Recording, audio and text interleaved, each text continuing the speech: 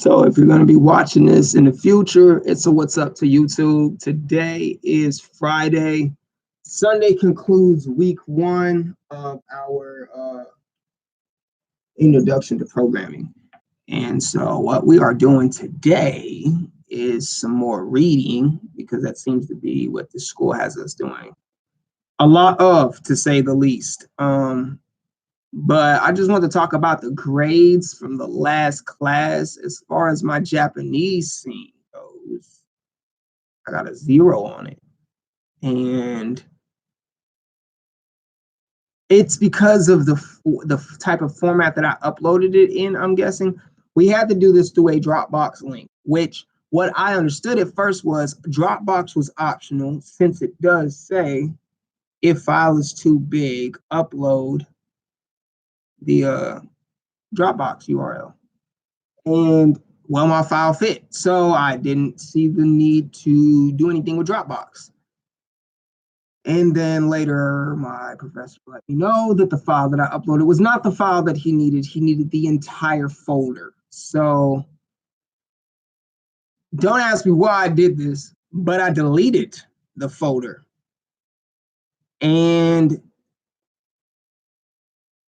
I'm going into this class right now. I was at a 77. Keep in mind, okay, I'm going to read each grade back real quick. 100, 100, 100, 100, 90. Vocabulary, okay, 100, 91.18, 80. I'm not even going to read the points. 91, 88, 45, 60.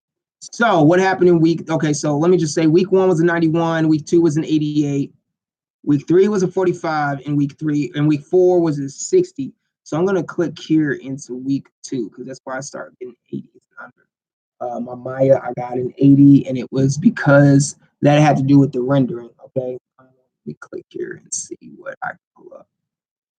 I believe he said that was I didn't have the proper rendering shots. Missing your final renders named correctly, missing at least four top. It was the rendering pictures. Now, what I do believe happened was he did take into consideration the screenshots that I sent him, and therefore he did not fail me on it. So I will say in design tools, I had Anthony Bagsby, and he was awesome. I mean, he really was understanding. And I want to say that was a class where if you put the work in, and he says this in the beginning of the class, all you have to do is do every assignment and just make a at least barely passable grade. I mean, well, actually what he said was if you do everything that he tells you to do in the assignment, meaning follow the directions, not necessarily, that doesn't necessarily mean getting the answers right, but if you follow the directions, you can't fail. And I can attest to that. Not because I only just followed the directions, but when I had nothing to lean on, I leaned on the directions and the directions only.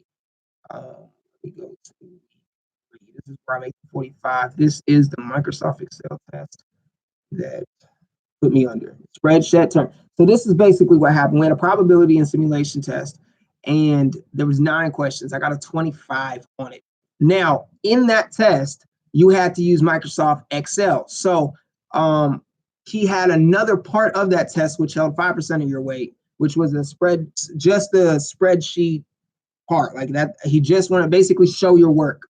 And because I didn't know how to do the Excel, I couldn't get none of that. I had to guess on the answers, and I had nothing to show in my Excel, so there was nothing to submit. I got a 0.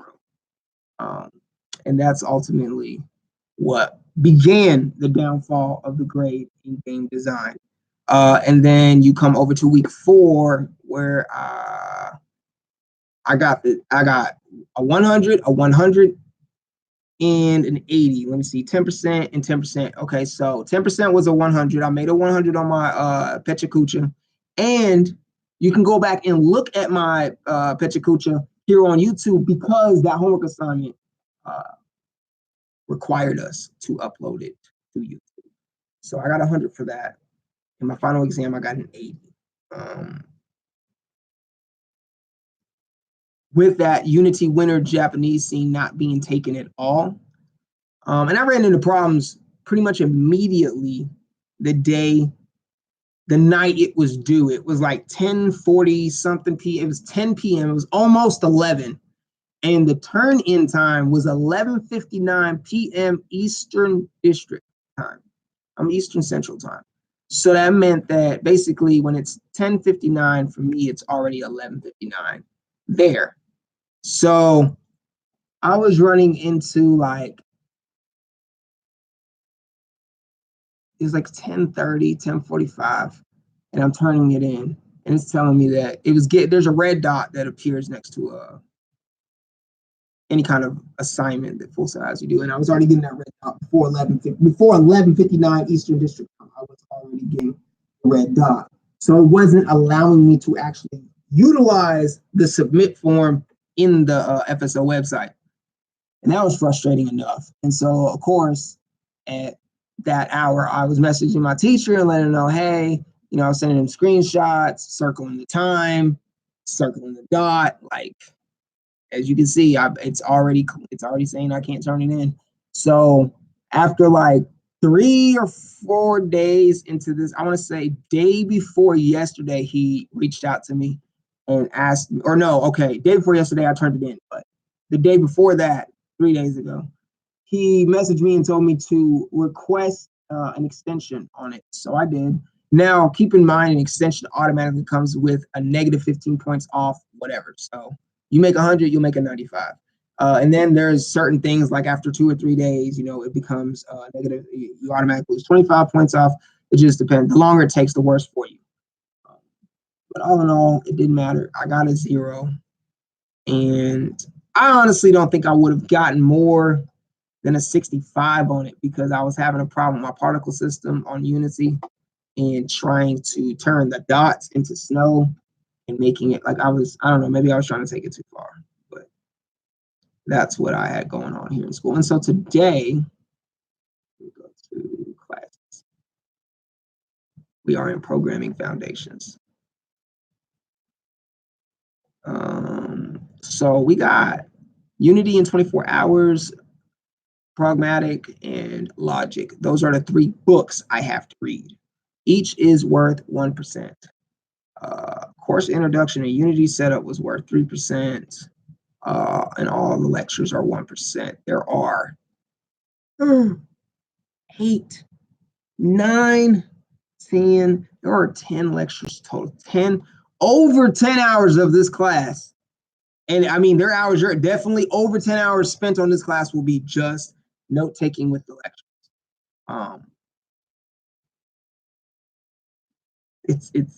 It's a catch-20 when it comes to the lectures for me.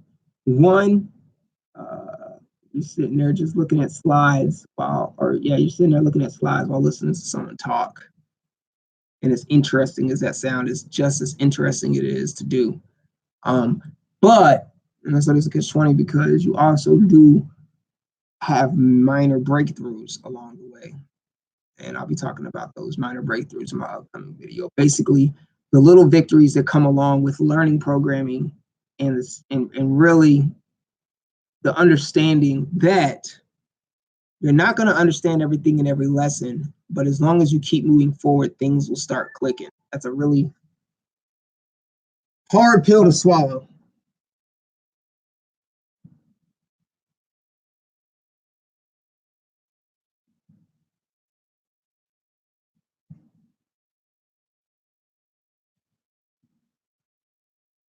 Actually diagram a script in this class, which is amazing because I've actually, back when I was doing creative presentation, that's exactly what I was asking for was someone to give me the layout of a script because I knew that to understand where what information is placed where. Excuse me. That's kind of I wish somebody would have told me moment that the first thing you want to learn in coding is not for everyone. Another thing that they say a lot too is that just like anything else, different people are going to learn scripting and coding and C# and programming totally different than someone else. So therefore, they've intertwined. And I will give a big thumbs up to Full Sail for that. They have intertwined this lesson to be so advanced yet so approachable that Really, all it takes is you wanting to do it, and you're gonna, like, you couldn't get nothing out of it if you tried. You understand? Like, you're going to get. You couldn't. Yeah, you couldn't get nothing out of it if you tried. You're going to get something out of it as long as you try, whether you want it or not. You just certain things you're just gonna remember. Certain things I just remember. Certain things just clicked for me, and certain things teased me just enough to make me want to conquer them. And that's how I feel with every single one of these lectures and every single one of these pages that I'm turning. Is like, I have to conquer the next lesson because I don't want to be utterly lost in week 3 going, what the heck did I do? I can't fail another class. I just can't. I was afraid that I was gonna, the fire was lit, the fire was close to me on that last class. I'm surprised that even with the Japanese winter scene not being turned in, essentially, that I passed, but I did. So I have completed day 1 lecture. I have done about, I almost feel like I have to watch day 1's lecture again just to get a better idea of what's coming up in lecture 2. Only because he covers what we have learned in the beginning. There's like a prequel. He's like, so far we've covered, A, B, and C. But I mean, it's almost like music making, except for anybody that's ever written music, like, I mean, like, written a rap song or written a lullaby or whatever, and you like wrote that one song that, like, you were almost in a trance-like state the whole time you wrote it, and that song is like your number one song that you love, that you really have fun recording or whatever. You have to be in that mindset at every moment in this, and that is very different to me, because the second that you snap out of that mode, it all kind of just becomes gibberish again. At least that's how it is for me. But so today I'll be going over day 2 lecture. I'm going to have to do day 3 lecture whether I want to or not. And if I can. So there you see, I have lecture 2 and nothing written yet.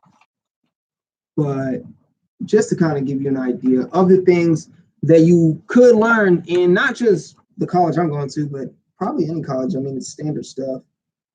So I have in here, these are the following syntax variables. Study the following syntax: variables, operators, conditions, loops, arrays, classes, debug, console, mathf, find asterisk, and input. Debugging with Visual Studios. Let me see. I've got 3 rules so far, and I'm sure I'm gonna have like a 10 commandments I have to write for myself to remember while still growing in programming. Rule number 1 is that the name of the actual script file is important. The name of the file must match the name of the class inside it. I want to read that again just because if there's anyone out there that last part, the name of the file must match the name of the class inside it. I don't even want to explain that. I'm going to move on from that. But if you understand it, you understand it. And once I toggle in Visual Studios again for a good hour, I'll click right back in. Rule number 2, classes / script files names cannot have spaces in the name. See, even there, I have written what's a class. So I still need to understand. If I read it, it'll jog my memory, but I want to get to the point where I know the difference between all these things. Like, I know the difference between R1, R2, L1, L2, left down, right up, R1, R2, L1, L2, left down, right up, left down, down, down. Those are 2 different sets of weapons in Grand Theft Auto San Andreas. Want to get you a chainsaw and want to get you a flamethrower, I believe, or maybe you get what I'm saying. They're 2 different weapons. I want to get to that point with programming that I just know, even though I haven't played San Andreas since like 2017, and I only played that for like a week when I had the PS2 here. But before that, you know what I'm saying? I haven't played San Andreas in a long time. But I'm going to move on to rule 3. File names end with a .cs, cs equals C sharp. Code will do 1 or 2 things: state info or given object given object or scenario a behavior. When writing scripts, you start with a label and then variable.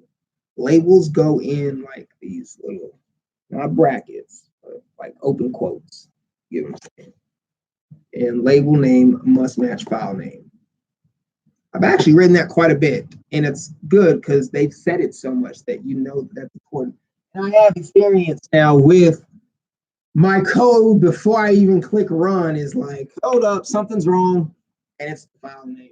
I thought and I'm so confident that I had wrote hello world, and I actually wrote halal world. So there's something that small that'll stop the whole code from going.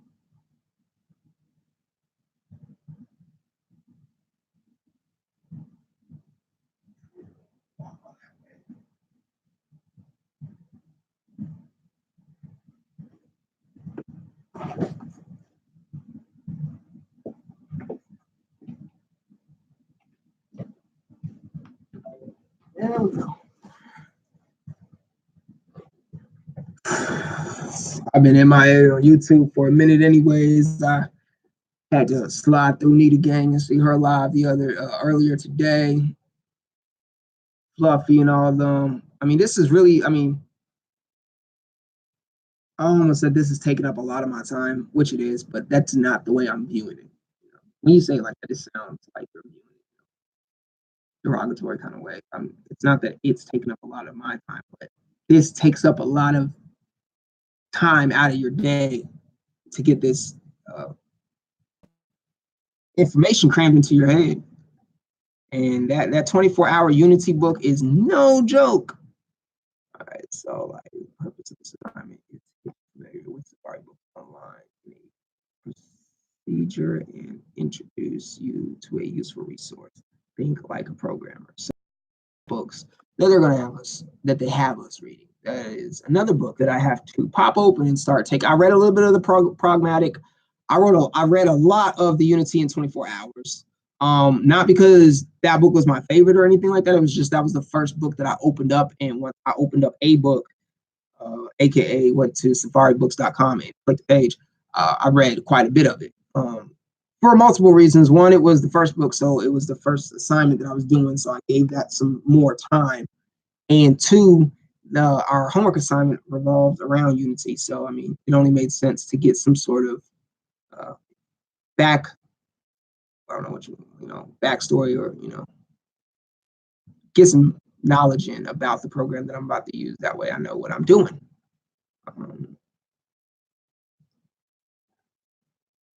There's just so much reading to do. I'm working on my next video already, and that one will be specifically tailored to as much as I can possibly tell you about scripting, as well as try to simplify what a script is for those that are interested. And I have a special guest named Oreo on there that will be there. I met Oreo today.